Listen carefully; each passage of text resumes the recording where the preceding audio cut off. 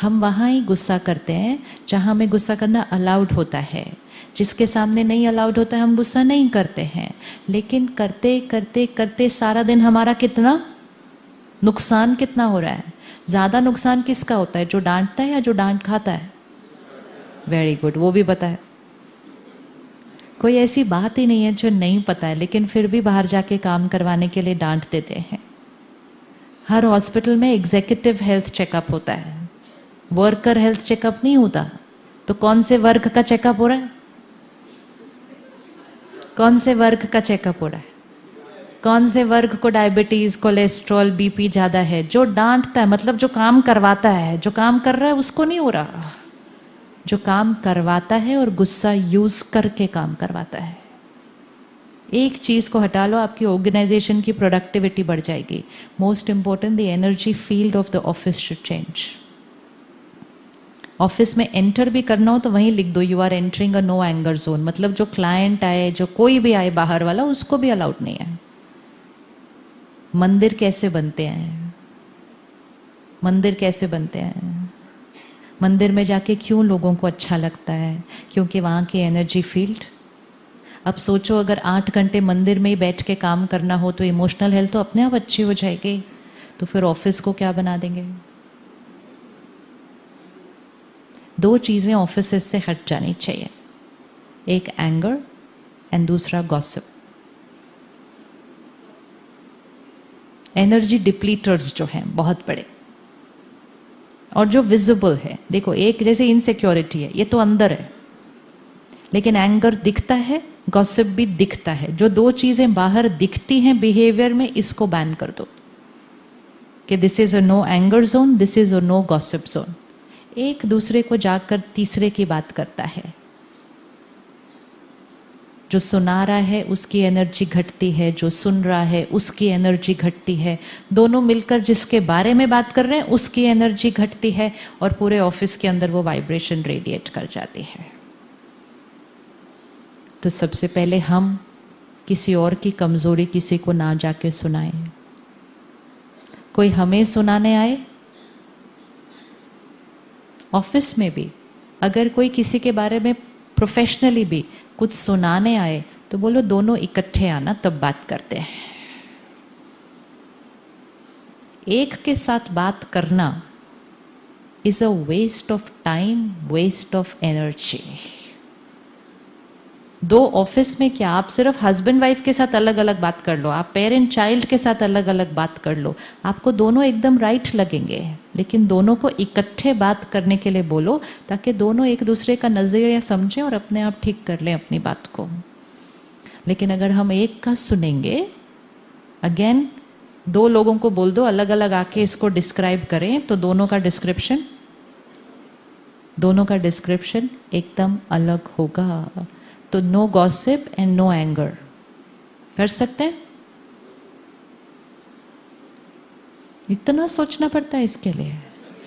ये तो बहुत इजी है, बहुत इजी है। एनर्जी डिप्लीटर्स को हटाना है ना, कि what is pulling down my energy field.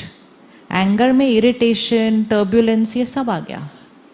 वही बात करो, डिसिप्लिन करो, लेकिन सभ्यता के साथ, सम्मान के साथ, डिग्निटी के साथ। उससे सामने वाले का जो बेनिफिट होगा वो तो होगा, लेकिन सबसे पहले किसका बेनिफिट होगा? अपना। ऑफिसेज में तो सामने वाले को असर होना अब बंद हो चुका है। जो लोग ज्यादा करते हैं सामने वाले को तो आदत पड़ जाती है, तो वो क्या कहते हैं, चलो जी फिर से भी चलो करो करो आप 5 मिनट अपना जो आपको करना है आप करो, क्योंकि हमें तो अब आपकी आदत पड़ चुकी है। लेकिन सामने वाला बच जाएगा, जो कर रहा है वो नहीं बच सकता, because we are creating that anger, we are creating that energy. So करने वाला नहीं बचेगा, सामने वाला हैज़ अ चॉइस। कुछ लोग डांट खा लेते हैं, फिर जाते हैं चाय पीते हैं, 4 लोगों के साथ बैठते हैं, कहते हैं आज भी उन्होंने शोर मचा दिया, कहते हैं छोड़ना तो रोज़ ही मचाते हैं, क्या करना है, हंसते हैं, उनके बारे में 4 लाइन बोलते हैं और काम पे आ जाते हैं। Does not make any difference at all. Immunity system is high.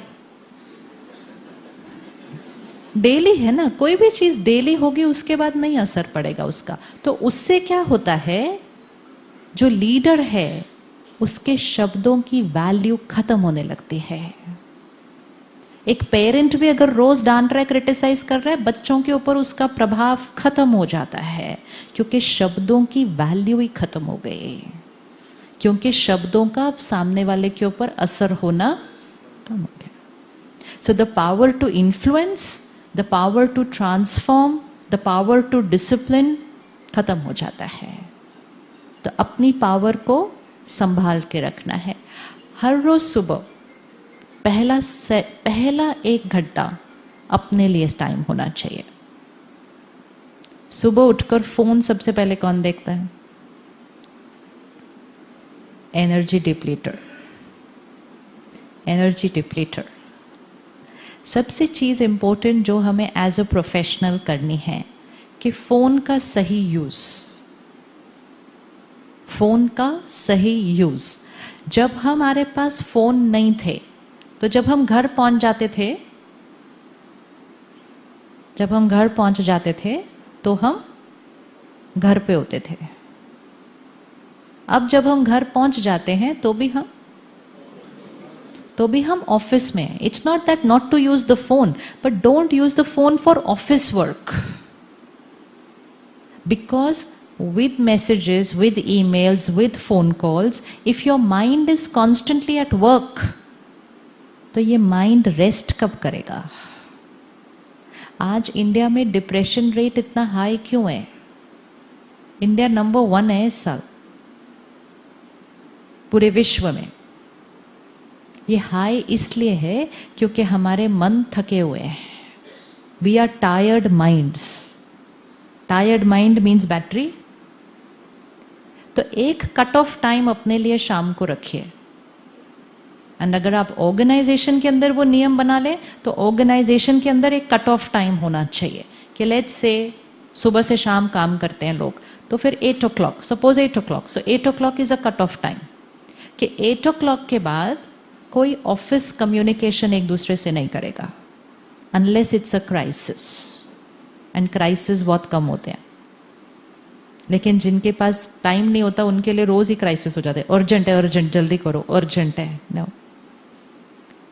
It is for your good that you allow people to rest at home, because rested minds will work better tomorrow. Tired minds will not work well tomorrow. The reason why we are short of time is because the mind is tired. थके हुए मन को चला रहे, काम कर रहे हैं। कर सकते हैं कट ऑफ टाइम? कितनी देर कट ऑफ होना चाहिए किसी का ऑफिस से? 12 आवर्स। Very good. तो इसका मतलब शाम के 8 से सुबह के 8, शाम के 8 से सुबह के 8। Yes, no office phone call, no office messages, no office emails.